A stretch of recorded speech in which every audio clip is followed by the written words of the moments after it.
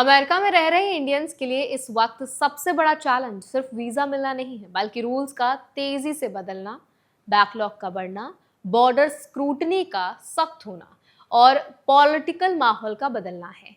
एक तरफ green card backlog को लेकर नई बहस छिड़ी है, दूसरी तरफ ग्रीन कार्ड होल्डर्स की यूएस एंट्री पर स्क्रूटनी बढ़ गई है। इमिग्रेशन कोर्ट हाउसेस के बाहर अरेस्ट पर बड़ा कोर्ट ऑर्डर आया है। H1B सैलरी डिबेट फिर से हेडलाइंस में है और इंडियन अमेरिकन कम्युनिटी को लेकर यूएस पॉलिटिक्स के भीतर एक अलग ही मैसेज दिया जा रहा है।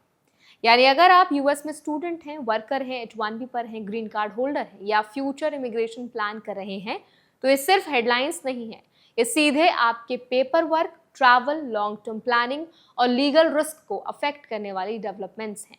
आज के इस बुलेटिन में हम एग्जैक्टली ये समझेंगे ग्रीन कार्ड कैप्स को खत्म करने की बात कहां तक पहुंची है, सुप्रीम कोर्ट के बाद ग्रीन कार्ड होल्डर्स के लिए बॉर्डर रूल्स कैसे बदल रहे हैं, कोर्ट हाउस अरेस्ट पर जज ने क्या रोक लगाई है और H1B सैलरी डेटा असल में क्या बताता है, इंडियन डायस्पोरा को यूएस पॉलिटिक्स में ज्यादा एक्टिव होने की सलाह क्यों दी जा रही है। सबसे जरूरी बात, हर अपडेट के साथ हम ये भी साफ करेंगे कि इंडियंस को प्रैक्टिकल लेवल पर अब किन बातों का एक्स्ट्रा ध्यान रखना है। तो चलिए फिर जल्दी से बुलेटिन को शुरू करते हैं। हाय, मेरा नाम है वर्षा दुबे और आप मुझे देख रहे हैं एनबीटी टेक एड पर। सबसे पहले बात ग्रीन कार्ड बैकलॉग की। रिपोर्ट के मुताबिक अमेरिकी सेनेटर रोजर मार्शल ने इंडियंस के लिए employment based green card system में मौजूद कंट्री कैप्स खत्म करने की जरूरत पर जोर दिया है। पूरी बहस की जड़ वही पुराना रूल है जिसके कारण एम्प्लॉयमेंट बेस्ड इमिग्रेशन में हर देश के लिए लिमिट प्रैक्टिकली एक जैसी लग जाती है, चाहे डिमांड कितनी भी अलग क्यों ना हो। इसका असर इंडियंस पर सबसे ज्यादा पड़ता है क्योंकि स्किल्ड इमिग्रेशन पाइपलाइन में इंडियन प्रोफेशनल्स की संख्या बहुत बड़ी है। इसी वजह से बैकलॉग इतना लंबा हो चुका है कि कई कैटेगरीज में इंतजार दशकों में मापा जा रहा है। अब देखिए, जो इसका बड़ा टेक अवे है वो यही है कि यूएस सिस्टम के अंदर अब ओपनली ये माना जा रहा है कि इंडियन एप्लीकेंट्स के लिए वेट टाइम नॉर्मल जो लाइन था ना उससे ज्यादा लंबा हो चुका है और इस स्ट्रक्चर को बदले बिना रिलीफ मुश्किल है। लेकिन यहाँ ऑडियंस के लिए सबसे इंपॉर्टेंट पॉइंट ये है कि अभी कोई फाइनल लॉ चेंज नहीं हुआ है। यानी अगर आप H1B, I-140, EB2, EB3 track पर हैं तो सिर्फ पॉलिटिकल स्टेटमेंट्स देखकर टाइमलाइन अज्यूम नहीं करनी चाहिए। जब तक कांग्रेस लेवल पर एक्चुअल लेजिस्लेटिव चेंज ना हो तब तक बैकलॉग का एग्जिस्टिंग फ्रेमवर्क ही चलेगा। इसका प्रैक्टिकल मतलब है priority date tracking, status maintenance, H1B extension strategy, spouse work authorization planning और ट्रैवल प्लानिंग, सब कुछ पुराने सिस्टम को ध्यान में रखकर ही करना होगा। उम्मीद की हेडलाइन और एक्चुअल इमिग्रेशन रिलीफ दोनों अलग चीजें हैं। अब दूसरी और बहुत प्रैक्टिकल अपडेट पर आते हैं, ग्रीन कार्ड होल्डर्स के लिए यूएस बॉर्डर स्क्रूटिनी। हाल में जो रिपोर्ट सामने आई है उसमें यूएस सुप्रीम कोर्ट ने एक अहम रूलिंग में ट्रंप एडमिनिस्ट्रेशन को इमिग्रेशन एनफोर्समेंट के मामले में बड़ी राहत दी है।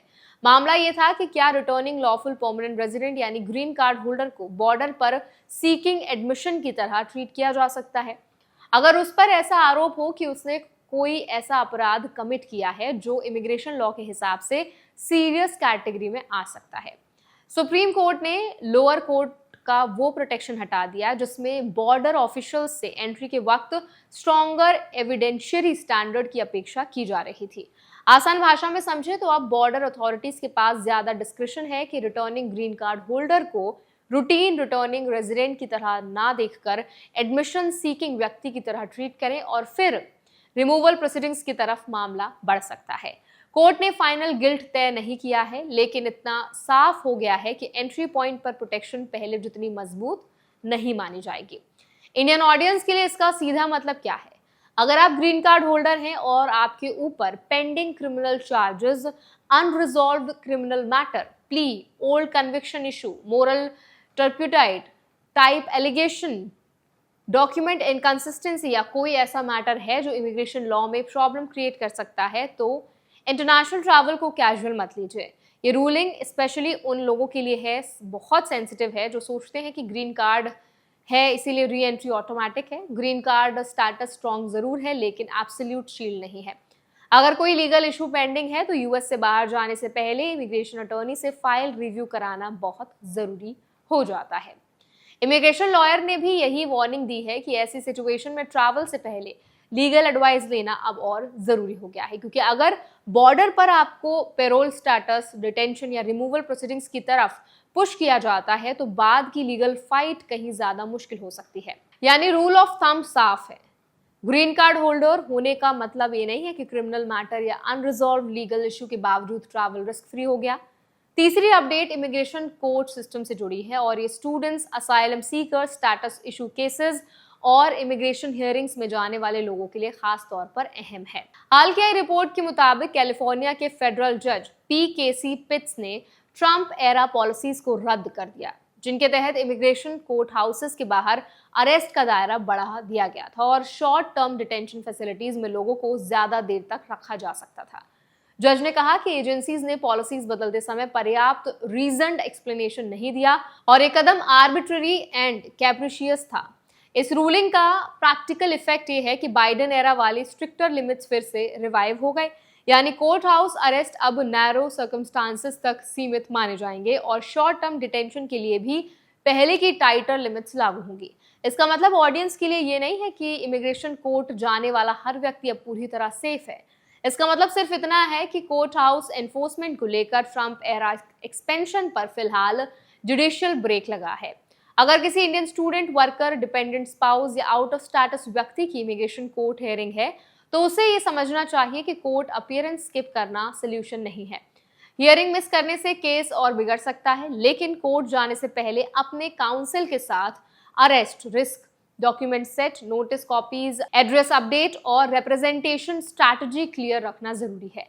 अगर आपका case removal, asylum status violation, overstay या वर्क ऑथराइजेशन इशू से जुड़ा है तो कोर्ट विजिट को रूटीन अपॉइंटमेंट की तरह मत लीजिए, प्रेपरेशन के साथ जाइए। इस रूलिंग ने कुछ प्रोटेक्शन रिस्टोर की है, लेकिन इमिग्रेशन एनफोर्समेंट पूरी तरह गायब नहीं हुई है। अब चौथी अपडेट H1B वर्कर्स की इनकम और वेज डिबेट पर। हाल की आई रिपोर्ट में जून 2026 की एक एनालिसिस का हवाला दिया गया है, जिसके मुताबिक यूएस में इंडियन नेशनल्स की मीडियन एनुअल इनकम लगभग $1,46,000 बताई गई है, जो यूएस बॉर्न कॉलेज ग्रेजुएट्स की मीडियन अर्निंग से काफी ज्यादा है। Broader higher skilled immigrant trend में भी foreign born, specially student to work route से आए प्रोफेशनल्स कई केसेस में हायर अर्निंग्स दिखाते हैं। लेकिन इसी रिपोर्ट का दूसरा हिस्सा इक्वली इंपॉर्टेंट है। H1B वेज डिबेट खत्म नहीं हुई है। कुछ स्टडीज के मुताबिक H1B होल्डर्स एवरेज में कंपैरेबल अमेरिकन वर्कर्स से कम भी अर्न कर सकते हैं। इकोनॉमिक इनोवेशन ग्रुप के पॉलिसी एनालिसिस के हवाले से ये भी कहा गया है कि सेम ऑक्यूपेशन कंपैरिजन में वेज गैप मौजूद है। हालांकि हेडलाइन जितना ड्रामेटिक नहीं है। एज और रोल मिक्स भी बहुत मैटर करता है। यंगर H1B वर्कर, खासकर जिन्होंने यूएस में पढ़ाई की है और OPT जैसे रूट से एक्सपीरियंस लिया है, कई बार ज्यादा कमाते हैं। वहीं ओल्डर हायर्स, खासकर कुछ आउटसोर्सिंग लिंक्ड रोल्स में कंपैरेटिवली लोअर वेज पैटर्न्स दिखा सकते हैं। पांचवी और broader community update Indian American political representation से जुड़ी है। ET गवर्नमेंट की रिपोर्ट के मुताबिक कैपिटल हिल के एक इवेंट में इंडियन अमेरिकन लॉ मेकर्स, जिनमें राजा कृष्णमूर्ति, सुहास सुब्रमण्यम और श्री थानेदार जैसे नाम शामिल थे, उन्होंने इंडियन डायस्पोरा से ज्यादा राजनीतिक भागीदारी की अपील की। वजह साफ बताई गई कि एंटी इंडिया, एंटी देसी और एंटी हिंदू सेंटिमेंट्स को लेकर बढ़ती चिंता। लॉ मेकर्स ने कहा कि कम्युनिटी को सिर्फ प्रोफेशनली सक्सेसफुल होना नहीं रुकना चाहिए, बल्कि local school board, city council, state legislature, Congress, हर लेवल पर रिप्रेजेंटेशन बढ़ानी होगी, क्योंकि पॉलिसी टेबल पर सीट ना होने का मतलब है कि आपके इंटरेस्ट दूसरों के भरोसे रह जाएंगे। इसके साथ ही ये भी बताया गया है कि इंडियन अमेरिकन पॉपुलेशन अब लगभग 5.2 मिलियन तक पहुंच चुकी है और बिजनेस, एकेडमिया, पब्लिक लाइफ, हर जगह उसकी प्रेजेंस मजबूत है। लेकिन hate incidents, temple vandalism, anti Hindu graffiti और एंटी इंडिया रॉयट्रिक जैसी चिंताएं भी सामने आई हैं। तो आज के बुलेटिन में बस इतना ही। अब इस पूरे बुलेटिन में आप क्या राय रखते हैं, आपका क्या ओपिनियन है, कमेंट्स में जरूर बताएं। ऐसे और वीडियोस के लिए हमारे चैनल NBT Tech Ed को भी सब्सक्राइब करें।